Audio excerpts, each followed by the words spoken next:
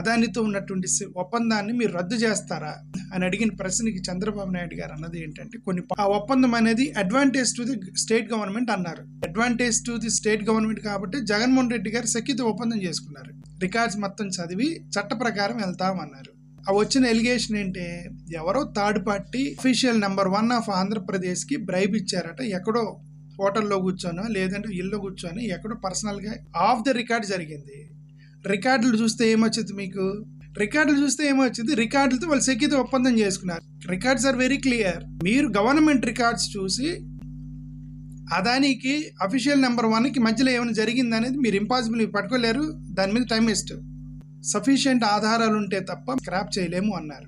అమెరికాలో చాలా ఎలిగేషన్స్ ఉన్నాయి, అదానీ మీద ఎలిగేషన్స్ ఉన్నాయి కాబట్టి కెన్యా ప్రెసిడెంట్ ఇమ్మీడియట్ గా రద్దు చేసుకున్నారు ఆయనతో.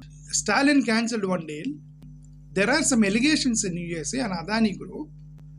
దాన్ని బేస్ చేసుకొని మీరు క్యాన్సిల్ చేయాలి కదా, పెనాల్టీ కట్టాలట కాంట్రాక్ట్ క్యాన్సిల్ చేస్తే. ఒక్కోసారి reputation is more important than penalties.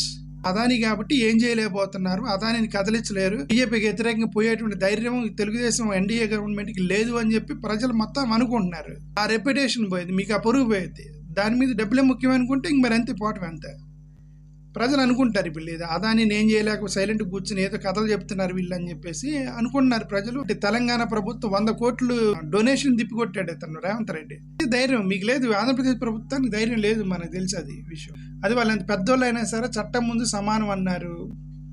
అదైతే కాదు, ఎవరో చిన్న సోషల్ మీడియా కార్యకర్తను తీసుకెళ్లి చిత్రహింసలు పెడుతున్నారు, చిన్న పోస్ట్ చేసాడని. ఎలిగేషన్స్ సెక్యూరిటీ స్కామ్ మీద ఎలిగేషన్స్ వచ్చినాయి అదాని గ్రూప్ మీద. Security forgery allegation, shell companies పెట్టి ఏదో చెప్పిన ఎలిగేషన్స్ ఉన్నాయి, స్టాక్ ఎక్స్చేంజ్కి సంబంధించిన ఎలిగేషన్స్ ఉన్నాయి.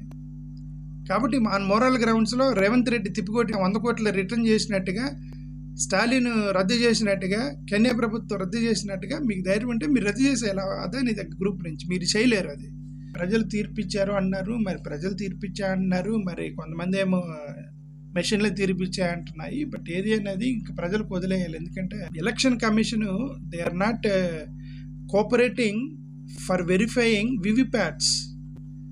కాబట్టి మెషిన్ల మీద కూడా డౌట్ ఉంది. అది ప్రజలు తీర్పా మెషిన్ల తీర్పు అనేది ఇంక దేవుడికి తెలుసు. అది అబ్జెక్షనబుల్ పోస్ట్లో సోషల్ మీడియాలో పోస్ట్ చేస్తే మీరు 1995 ముఖ్యమంత్రిని చూస్తారు అని అన్నారట.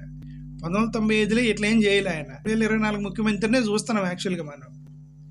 ఇట్లా మరీ ఈ విధంగా టార్గెట్ చేసి అపోనెంట్ వాళ్ళని సోషల్ మీడియా వాళ్ళని తీసుకెళ్లి లోపల పెట్టి కుమ్మి పడేసి, పోలీసులే వచ్చి కిడ్నాప్ చేసి, పోలీసుల డ్రెస్లో కొంతమంది వచ్చి కిడ్నాప్ చేసి వైఎస్ఆర్సీపీ కార్యకర్తల్ని, ఇదంతా 1995 చేయలే.